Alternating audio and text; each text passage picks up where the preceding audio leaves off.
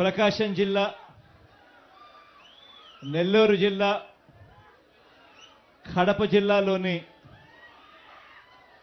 Fluoride బాధిత కరువు పీడిత మెట్ట ప్రాంత ప్రజలను వాళ్ళ దాహార్తిని తీరుస్తూ సాగునీరు కూడా అందించే ఒక గొప్ప కార్యక్రమం ఈ ప్రాజెక్టు. ఈ పూల వెంకట సుబ్బయ్య వెలిగొండ ప్రాజెక్టును అప్పట్లో నాన్నగారు, ఆ దివంగత నేత ప్రీతమ నాయకుడు రాజశేఖర రెడ్డి గారు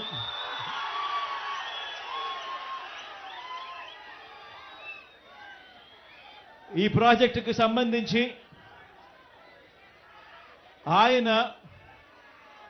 శంకుస్థాపన చేసి ప్రాజెక్టు పనులు మొదలు పెడితే ఈరోజు ఆయన కొడుకుగా